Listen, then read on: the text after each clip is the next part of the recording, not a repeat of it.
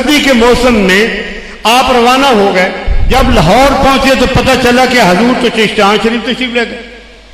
हजूर चिश्तियान शरीफ पहुंचे तो पता चला कि सुबह की गाड़ी से तो वो वापस तौन शरीफ रवाना हो गए। दूसरे दिन जब वहां पहुंचे तो उस वक्त रात हो चुकी थी। हुक्म यह मिला कि जब तक मैं अपने पीरजादे का हुक्म न सुन लूं मैं मकान पे आराम करने के लिए नहीं जाऊंगा। अकीदत का आपने अंदाजा लगाया, फितरत का आपने अंदाजा लगाया है।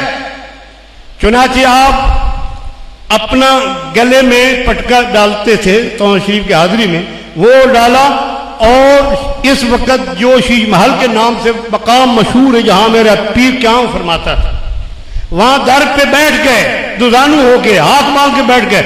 सारी रात बारिश होती रही। शेखुल इस्लाम भीगता रहा, वो अंदर भी एक कदम नहीं रखा क्योंकि दरवाजा बंद था। वापस भी नहीं गए कि मेरे पीर ने हुक्म नहीं दिया वापस जाने का।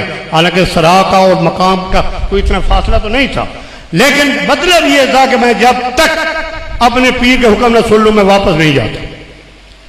चुनाचे सुबह एक खादिम नीचे उतरा, उसने कहा कि हजूर आपका गुलाम बैठा है, रात का बैठा है, फरमाया जल्दी उसको बुलाओ।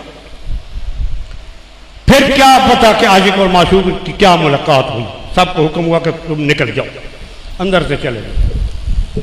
जब दोपहर का वक्त हुआ तो हमारे पीरजाद साहब हजरत ख्वाजा निजामुद्दीन साहब तौसी रहमतुल्लाह अलैह हाजिर हुए और अर्ज की।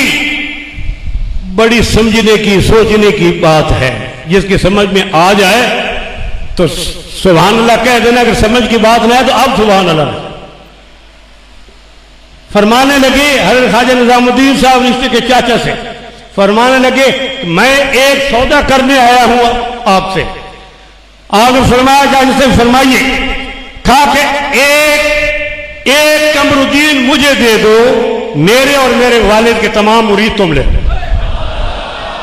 एक ख्वाजा कमरुद्दीन दे दो। तो मेरे पीर लजपाल का क्या जवाब था? कहा यह सौदा मुझे खिसारे में ले जाएगा, मुझे फायदा नहीं देगा, ये मैं ये सौदा नहीं करता। शेखुल इस्लाम की वो हस्ती है कि जिसके पीर सनद देता है कि ये वाकया ही गुलाम है, और गुलाम का क्या काम है? हुक्म की तामील करना, सिर्फ हुक्म की तामील करना। और मैं ये भी बता दूं कि हजूर पीर शाह गरीब नवाज का फरमान है कि अगर पीर के मुतल्लिक दिल में या ज़हन में कोई शक व शुबा पैदा हो जाए तो बैत कायम नहीं रहती, वो टूट जाती है, क्योंकि ये निकाह से भी नाजुक मसला है। दूसरी अर्ज जो मैं जरूरी समझता हूं, वो भी रिसालों में आजकल छप रहा है, उसकी भी मैं आपके सामने पुरजोर तरदीद करता हूं। और जहां आप पढ़े या कोई बयान करे तो कहो कि ये नहीं, हजूर की फितरत के खिलाफ है, आदत के खिलाफ है। वो कहते हैं कि जब हजूर का जश्न खाकी आया, कब्र तैयार हुई, अंदर से आवाज आया, हू का आवाज आया कि अंदर ले आओ। बिल्कुल अंदर से कोई आवाज नहीं आई थी। मैं हजूर की करामत का मुनकर नहीं हूं, मैं पीर शाह गरीब नवाज के करम का मुनकर नहीं हूं, उनकी नवाज शाह का मुनकर नहीं हूं, लेकिन जो हकीकत है उसको बयान करना भी जरूरी होता है। बयान किसको करते हैं कि वहां पुलिस वाले खड़े थे, उन्होंने आवाज सुना कि इसको अंदर ले आओ। आपकी औलाद भी मौजूद थी, आपके भाई भी मौजूद थे, आपके भतीजे भी मौजूद थे, बेटे भी मौजूद थे, पोते भी मौजूद थे, लेकिन अंदर से आवाज और किसी को नहीं आई, पुलिस वालों को आवाज आ गई कि अंदर ले। है ना सोचने की बात? तो पुलिस वाले कह रहे, पुलिस वालों का तो काम था कि इस रश को कंट्रोल करो। कि जनरल जाज साहब ने कहा कि मैं जनाजे में शिरकत करूंगा, लेकिन पुलिस ने जो उसको रिपोर्ट दी कि सिक्योरिटी की हम जिम्मेदारी नहीं ले सकते, क्योंकि वो नहीं आया या बुलाया नहीं गया। कोई एक बात तो है, तो ये बात ही बिल्कुल गलत है। असल बात है वो ये है कि हजूर दिसंबर 1936 में हज पे तशरीफ ले गए थे। उस वक्त आपने एक वसीयत लिखी थी, उस वसीयत में ये बात वाज़ेह कर दी थी कि अगर मैं सफर में या कहीं फौत हो जाऊं तो मेरी मजार अपने वालिद के पहलू में बनाना, अगर नऊज़ बिल्लाह वहां ना बन सके तो हजूर के रोज़े पाक के बाहर कदमों में बना देना। ये थी हजूर की वसीयत। और उसके बाद नीचे क्या फरमाते हैं, लिखते हैं, इस वक्त भी मेरे पास मौजूद है, इस वक्त भी मेरे पास मौजूद है कि हजूर पीर पठान का जानशीन शाहशीन के जिस जानशीन को मुकर्रर कर दे वही आपका जानशीन है। ये वसीयत के दो अल्फाज थे और वो वसीयत अपने छोटे भाई ख्वाजा गुलाम फखरुद्दीन साहब के हवाले करके आप रवाना हो गए। मेरी उम्र उस वक्त 3 माह थी। जिस वक्त आपका विसाल मुबारक हुआ है, आपको गुस्ल दिया गया है, यह चश्मदीद वाकया मैं बयान कर रहा हूं कि आपका विसाल जो है वो 17 रमजान शरीफ रात के 11 बजे हुआ था।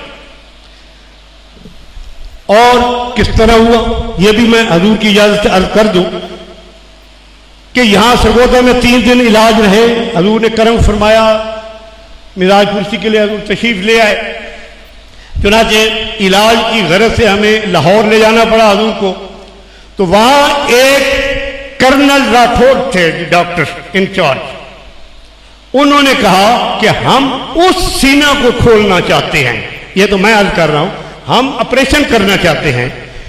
अगर ऑपरेशन न करें तो इनका इलाज सही नहीं हो सकता। भाई सलाहुद्दीन गाजी साहब मरहूम भी मौजूद थे, मेरे भाई छोटे मजदुद्दीन साहब भी मौजूद थे, हम सब हाजिर थे वहां। भाई नसीरुद्दीन मरहूम भी मौजूद थे। तो हमने कहा, और हमें हुक्म ये हुआ डॉक्टर साहबान की तरफ से कि आप यहां से निकल जाएं। हमने अर्ज की कि हजूर अगर हमें निकाल दिया गया तो आप आमुन आपसे नहीं करेंगे। चुनाचे आपने हुक्म दिया कि इनको खड़ा रहने दो, ये मौजूद रहे। चुनाचे डॉक्टर साहब ने कहा कि आप लोग यहां खड़े रहें, लेकिन वहां नहीं जा सकते, ऑपरेशन थिएटर में तो आप नहीं जा सकते। अब मैं उलमाए किराम से खिदमत में अर्ज करना चाहूंगा कि वो सीना जिस सीने पर नबी पाक ने दस्त मुबारक फेर के इल्हामी फरमाया था, क्या उस सीने को ये दुनियावी डॉक्टर खोल सकते थे? मैंने मना किया कि ये काम ना कर। सीने कैसे तुम खोल सकते हो? उस सीने को तो कोई नहीं खोल सकता कि इस सीने में नबी पाक ने अपने दस्त मुबारक से क्या कुछ भरा है। चुनाचे वो ही हुआ, जब ऑपरेशन थिएटर में आपको ले गए तो आपका विसाल। जब विसाल हो गया, हमने तैयारी की, तो मैंने अपने छोटे भाई को पहले रवाना कर दिया कि हजूर के वसीयत के मुताबिक मज़ार शरीफ को अंदर तैयार करो। लेकिन जिस वक्त मैं हजरत के हमरा यहां हाजिर हुआ तो पता चला कि अंदर जगह बहुत कम है, बाहर मज़ार तैयार हो चुकी है। मैंने मिस्त्रियों को कहा, सब दोस्त मौजूद थे, कि किसी सूरत अंदर कोशिश करो। देखो, थोड़ी देर गुजरी तो मिस्त्री आए और कहने लगे कि हजूर वो तो मज़ार तो तैयार है। ये मैं सच्ची बात कर रहा हूं, जिसको कोई दुनिया का कोई आदमी चैलेंज नहीं करेगा इंशाअल्लाह। मज़ार तो तैयार है, उस हस्ती की तैयार है जिसके इंतजार में 50 साल वो जगह तरस रही थी। 50 साल तक उस जगह पे लोग चलते रहे, लेकिन एक ईंट अपनी जगह से नहीं खिसकी। लेकिन जब मिस्त्री ने एक ईंट उखेड़ी और देखा तो नीचे तो खला ही खला। जब उसका नाप लिया गया बकस के बिल्कुल बराबर, और इन गुनाहगारों ने, आंखों ने और हजारों गुलामों ने हजूर हजरत साले साहब मुजाहिद आजम के बख्श मुबारक की ज़ियारत की। हट गई दीवार जो दरमियान थी। आप जानते हैं कि मज़ार की 4 दीवारें होती हैं, लेकिन उस वक्त हजूर साले साहब नवाज की मज़ार की 3 दीवारें थी, पांव की तरफ, सर की तरफ, बाएं तरफ। लेकिन मगरिब की तरफ जहां हजूर शेखुल इस्लाम की इस वक्त मज़ार है, इस तरफ की दीवार जो है वो कोई नहीं थी, गैब थी। और पता नहीं कितने लोगों ने हजूर मुजाहिद आजम रज़ी अल्लाह ताला अन्हु के बख्श मुबारक की ज़ियारत की। और जो कहते हैं कि ये लोग जब मिट्टी में चले जाते हैं तो मिट्टी हो जाते हैं, मैं हजरत के आस्थान पर इसकी अजमत खा के अपने पीर के सामने कसम खाकर कहता हूं कि हजूर हजरत साले से गरीब नवाज के बख्श मुबारक इस तरह था जैसे कि अब रखा गया, अब रखा गया है। क्या मजाल है कि मिट्टी की वलीउल्लाह के पास भी फटके। चुनाचे अब भी यहां मैं बता देना चाहता हूं, ये मज़ार हजूर की अपनी ख्वाहिश के मुताबिक अंदर बनी गई है। किसी पुलिस वाले को आवाज नहीं आई, किसी को कुछ नहीं है, सिर्फ हमारी जिद काम कर गई और हमने वो जिद जो है आज तक लोगों की निगाह का मरकज बनी हुई है। तो मैंने भी ये जिसारत की कि जब मुझे आजम की मज़ार की मगरिब वाली दीवार गिर गई है तो मैं भी नहीं बनवाता। चुनांचे ऊपर लंटर बनवा के दोनों बाप बेटा एक जगह पे मजबूत है। बॉक्स दो हैं, ऊपर आपको नजर आती है दो मज़ारें नजर आती हैं, लेकिन नीचे जो है जो पहले दिन का खला हो गया था अब भी वही खला मौजूद है। ये है करामत उसकी।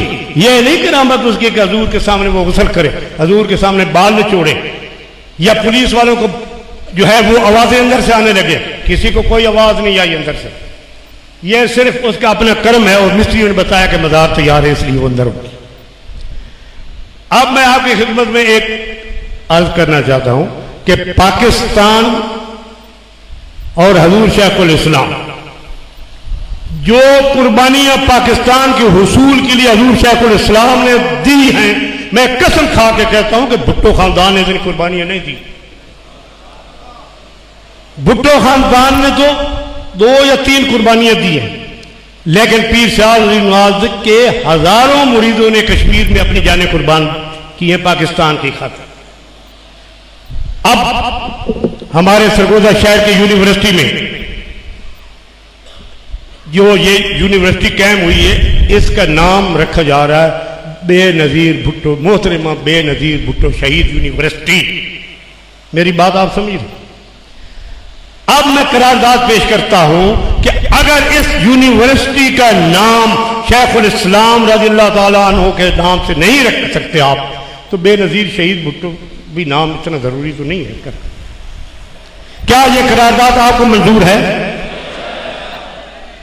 इसका नाम अगर होगा तो शेखुल इस्लाम यूनिवर्सिटी होगा। दूसरी बात, हजूर शेखुल इस्लाम के मलफूज में अर्ज कर दूं। आप जिना साहब खत लिखते हैं कि जिना साहब ये पाकिस्तान जो हमने हासिल किया है ये अल्लाह और उसके रसूल के दीन के लिए हासिल किया है ताकि इस मुल्क में दीन मुस्तफ़ा नाफिज हो। हमने उस कानून के लिए हासिल नहीं किया जो पहले नाफिज है अंग्रेजों के जमाने का है।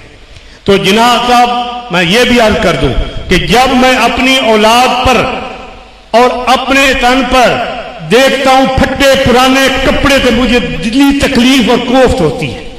यह हजूर शेखुल इस्लाम का फरमान। जब मैं अपने बच्चों का और अपने फटे पुराने कपड़े देखता हूं तो मुझे तकलीफ होती है। मैं और मेरे बच्चे चीनी के लिए तरस गए हैं, जबकि हमारे पड़ोस के जिम्मेदारों को दुनिया की हर आसाइश मुयस्सर है।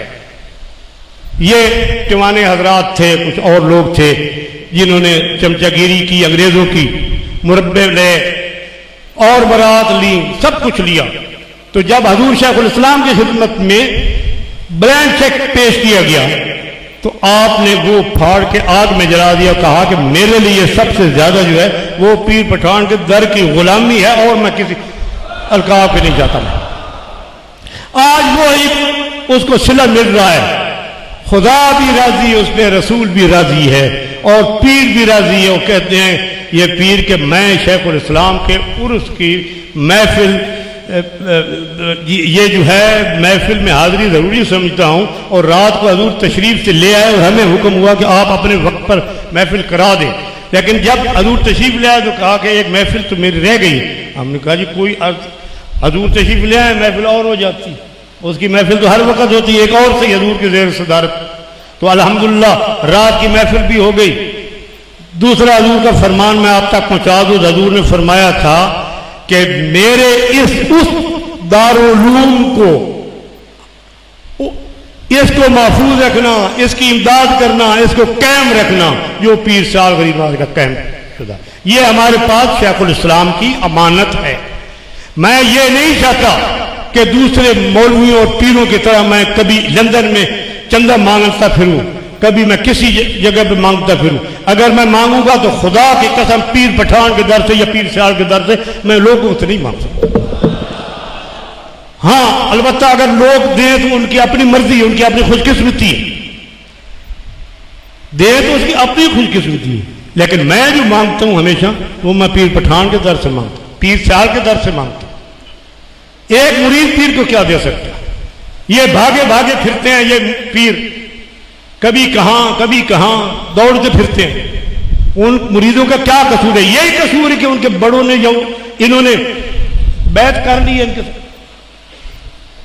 और तो कोई कसूर नहीं। हम भी दिखाएं ना कि हमारे अंदर क्या रूहानियत है, हम किस जगह पे खड़े हैं। हमें अपने आबाओ अजदा के नक्शे कदम पर चलते हुए उनकी तालीमात पर अमल करना। आखिर में हजरत की खिदमत में तमाम पीर भाइयों के लिए मैं दुआ के लिए इल्तिजा कर रहा हूं। तमाम पीर भाई गौर से सुन लें, हजूर दुआ फरमा रहे हैं। अल्लाह ताला इस मुल्क को सलामत कायम दायम रखे। अल्लाह ताला इस मुल्क के दुश्मन को नेस्त नाबूद फरमाए। अल्लाह ताला तमाम पीर भाइयों के दीन और दुनिया की तकालीफ दूर फरमाए। अल्लाह ताला बे औलादों को औलाद नरीना अता फरमाए, बेरोजगारों को नेक रोजगार अता फरमाए। अल्लाह तबारक व तआला हमें सबको पीर पठान और पीर सियाल की गुलामी नसीब फरमाए।